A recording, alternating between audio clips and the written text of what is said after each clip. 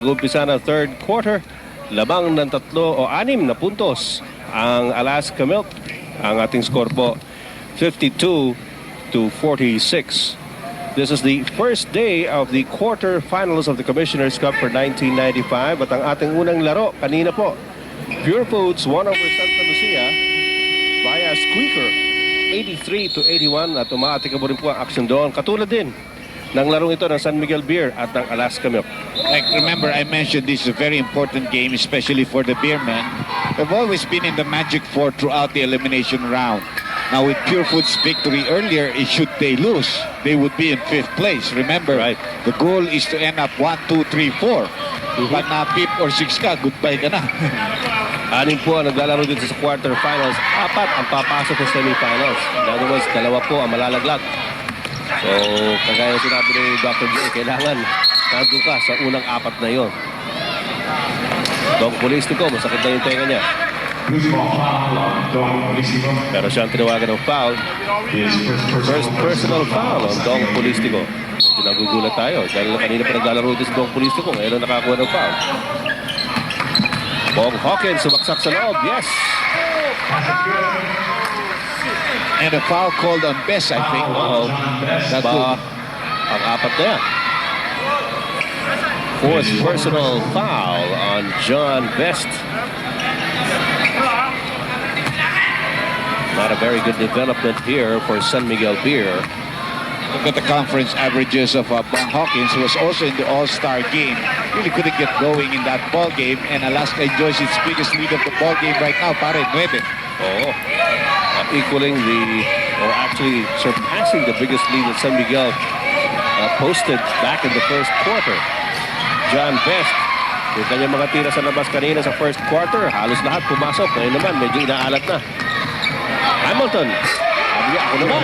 Triple B pa dito kay Hamilton. So, 12 na lamang po ng Alaska Milkmen. And they seem to be very confident when they play the San Miguel team. Alan Kaidik inside. A short jumper. That hits the mark. Yeah, tama si Tim Kondo. Medyo traveling yata tayo. Pero he just bows down his head, walks to the sideline, shows the referee, and accepts the call. Sometimes, or not call. In breaks of the game, you just have to swallow your medicine. Minsan nakakalusot yung mga ganyan. Especially the traveling violation. 3-point shot by Jojo. Wala. John Best gets it over to the dribbles in between the legs of Derek Hamilton. Ganda nun.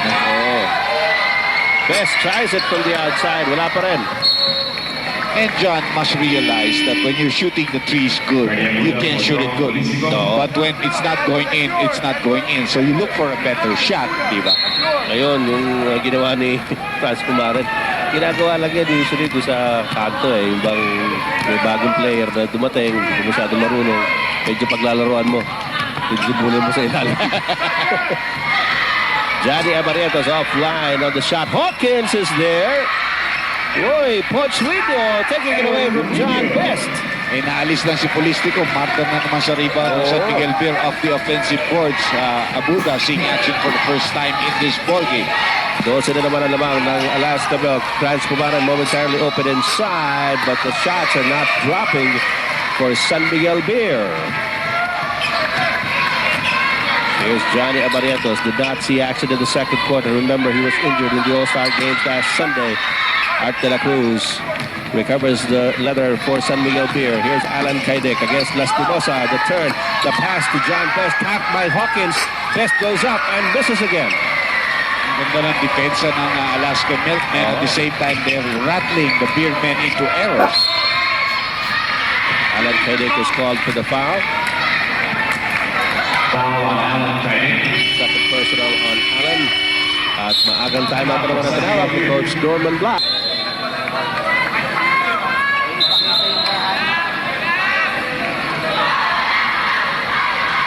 9 minutes and 20 seconds remaining here in the third quarter, and Alaska Milk has now posted a 12-point lead over San Miguel Beer.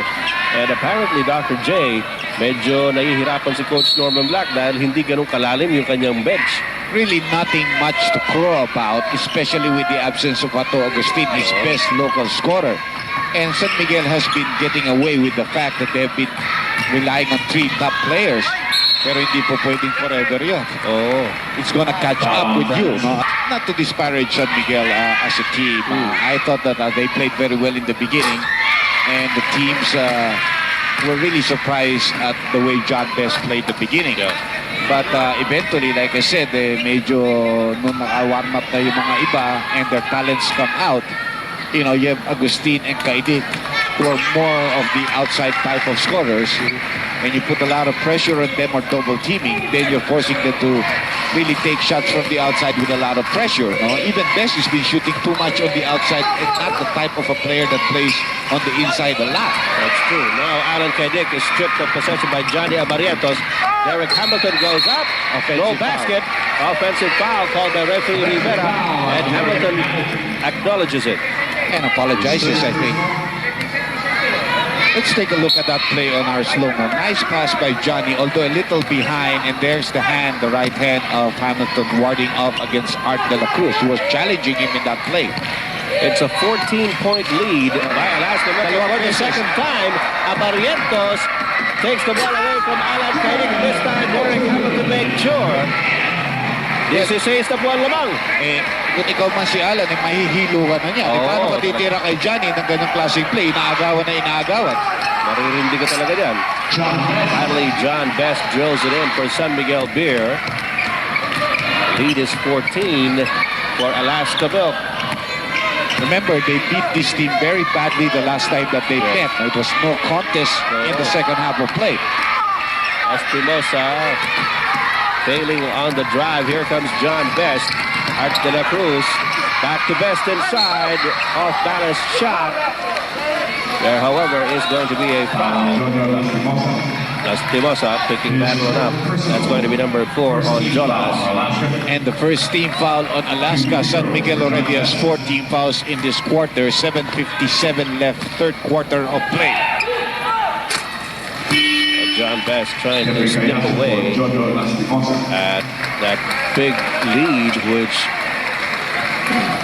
swelled to 16 points for Alaska. But you also know in basketball that that's not a very safe lead, especially if you're in the third quarter. Teams have a tendency to come and rally. You know? It's how well your team adapts itself to the rally of the other. That's correct. 64 to 52. Ito, medyo nakakuha ng konting puntos ang San Miguel para hindi naman makalayo ng husto. Pero Derek Hamilton gets a second try. Wala silang big men sa loob. Wala nag-clear ng defensive board. Wala nag-intimidate. Art de la Cruz of Alan Kaidik. Acting up against Cariaso. Kaidik scores off the glass. Without the double team, Alan Kaidik knew what to do against the defense of Cariaso. Johnny's trying to look over, but they don't even try to trap Johnny there at the corner. Hamilton playing cat and mouse with Art de la Cruz inside the paint. Ball goes out of bounds in favor of Alaska. 8 seconds on the shot clock for Alaska to complete this offensive play. Bong Hawkins out there, and Huino takes it away from John Best. Referee Bayan Ledesma sees an offensive foul on Poch Huino. Sinausaw pa niya yung bola. Natawagin mo. Ganda ng pagka-offensive rebound niya. Here he already has a position. Then he backs off against Best. But I think there was very little contact in that play. Alan Kaidik against Cariaso. Oh, John Ames. Maalala ka niya. Wala tayong kinalaman. 10-point lead. Medyo nadulas, ano? Hoy, Hawkins. Blocked. Cariaso inside. And Alan Kaidik with the rebound off to Franz Pumare. Ito na yung rally ng San Miguel. No? It's really up to Alaska to stay in the game. Boy, John Best getting clobbered by Poch Huino, but a great passing play there by San Miguel Beer. Very nifty passing play. But here's a play by Alan Kaidik. Ito yung Napabulalas tayo ng Jolens dito kanina. Ayan. Para naman talaga hole-in eh, no? Pecto spot. So, very reminiscent. John Best. Nag-over na pala tayo ng bid, guys. Oh, And probably there will be more. Because there is definitely a sport wherein our players are excelling. The Filipino players. ayun, si Dodong Andam. Nanalo si Dodo. Tapos pag-alis ni Efren dito, nanalo. Hindi pa natin narinig si Django dahil namamakasyon pa si Germany yan. Oh, sa Germany. Edward Video. Nagbukan doon ng mga panalo. Kumukuha ng panggasolina doon. Deutschmark pa eh. 66 to 58. Labang pa rin ng walo ang San Miguel Beer, but that has been considerably cut down because they led by as many as 16 just at the free throw. Uy, medyo napalakas ako. Well, when something is going right for you, everything seems to be going right. In the rally, they've been missing. No? Minsan nagkapalipat-lipat din kasi yung momentum. Yung hangin. Oo. Alam mo, parang sa golf course yan. Minsan swirling hangin. Oh. Basta nandito sa loob ng pinagagalingan natin, dapat mabuti. Ang gandang drive, but nobody cut in with Johnny. Oops. Hawkins, power move. Nice spin move there by the Hawk. Oops, nobody's picking up John Best. And Best quick to capitalize on that. Lobbed it over to John Best, who scored easily. One of the few breakdown in defenses by Alaska in this quarter. Johnny Barrientos coming in from the backcourt. Hamilton immediately puts it up. Great leaping ability here by Hamilton and Berwin Costello. Look at Hamilton go for those rebounds, but all for naught. Well, eventually he had to come down to earth. Those were best took it away from him. Pero sayang yun. Yun na naman sinasabi natin para sa sabong. Lipad ka ng lipad pero wala nangyari. Oy. Talisod. Matid. And Barrientos apologizes to fans. Pumaran. Pangatlo na yan ni Johnny. Look at this. He stuck his foot out and obviously na bumagsak si Franz. Pumarin was going to lose the ball. There was no choice but the referee to call a foul. Konsihal ito si Franz Pumaran pero wala naman siguro ambition na maging floor leader dito sa hardcourt niya. Majority floor leader ayaw mo? Pwede yun. Bad pass by Adam Kaidik, picked off by Jeffrey Carriazo. Carriazo attacks John Best, yes! It's a great move on the part. Too well. Little steal by Carriazo. Best out to Pumaran. Alan Kaidik gets it over to Freddy Abuda. Yes! Good passing plays that yung play na yun, ginawa ng player, difficult shot, difficult pass, ina-upload ni Commissioner Rudy Salud dyan. And that was appreciated by the players and the crowd. Yes. Hindi naman 70-62. 8-point lead by Alaska Milk. 3 minutes and 52 seconds remaining in the third. Abarrientos out to Carriazo. Freddy Abuda grabbing the rebound. Here's Pumaran.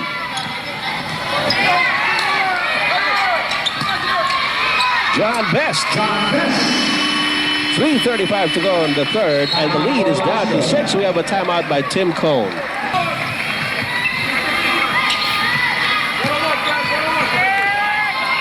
Back to the continuing action here between San Miguel Beer and Alaska Milk. Currently just a 6-point lead now by Alaska. Johnny Barrientos gets away. They tried to double team him and he just beat that double team as if they were not there. May pilay pa yan. Ganda ng pagka-timeout nun na Coach Tim Cone because they upped their lead to 8. One time in this quarter it was 16. Now it's down to only 8. Alan Kaidik. They don't give him the 3-point shot. John Best gets a good look at it. No. Freddy Abuda trying to tip it in. There's going to be a loose ball foul on Carriazo. So Freddy Abuda. Alaska's only 14 fouls. San Miguel is already in the penalty. Here's Alan Kaidik. Inside to John Best up against the double team. Hamilton with the block. Well, he waited for it and that allowed the Hamilton to come from the weak side and help out. Costello. And the tap by Hamilton picked up by Costello again. Fresh 24-second shot clock here for Alaska. They're in the lead by 8. 72-64 here in the third quarter. Castello to Carriazo. Carriazo against Kaidik. Hamilton asking for the ladder. And Kaidik takes it away from Carriazo. Nabawi rin si Kaidik, pero hindi kaya Barrientos nakaagaw rin siya. Kanina, dalawang sunod yung... Ayan, nakakita naman siya. Ayun ang foul ni Pumaren and they're in the penalty, so Barrientos to the free throw line. This time it was Castello who tapped that ball. It's for personal penalty Fourth situation. personal here on Franz Pumaren. 2 free throws for Johnny Abarientos. Problems for the Beermen, they only have a very few men to rely on, of Ato Agustin and Matt Macalintal. Medyo nahihirapan pa. No?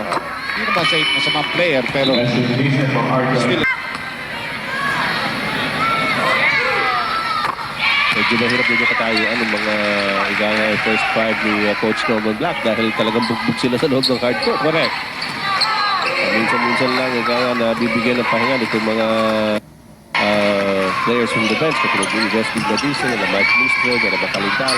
Alan Kaidik from the corner.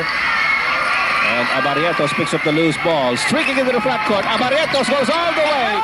No, Carriazo. And that's the quickness of the white shirts. 6-0 run. They go back to a 12-point lead.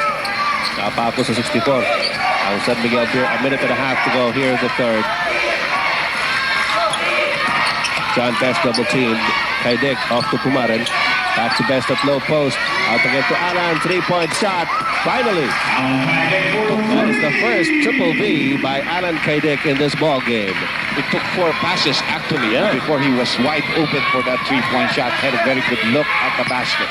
13 points for the trigger man in this ball game. 9-point lead by Alaska. Carriazo misses. Here's John Best. Forward to Allen. 55 seconds to go here in the third. John Best looking inside. Can't pass it to Alan Kaidik. Decides to make his move and it's fouled by Merwin Castello. Samantala, meron po tayong mga substitution. Papasok si Chris Bulano at si June Reyes. Always gets the opportunity to rest Hamilton, whether they're leading or they're behind, because he knows how important it is for Hamilton to get some rest. Alan Kaidik, the kick out to Macalintal. Back to Alan for the 3-point shot. Not there. Hawkins gets to it. Half a minute to go in the third quarter. 9-point lead by Alaska. Here's Hawkins up against Dignadice. Hawkins puts it up. No, That's one of the best defensive forwards. yeah. Obviously, Cadiz is just coming off an injury, but I'll ask the other forwards how well he can defend, whether from the outside or on the inside. John Best out to Macalintal. Here's Alan Kaidik. Out again to Macalintal. 3 seconds to go. Macalintal goes for it. Yes! Ano ang buzzer beater? Yes! The buzzer beater champion in last Sunday's All-Star Games cuts the lead down to 7, 76-69. Don't you go away, folks.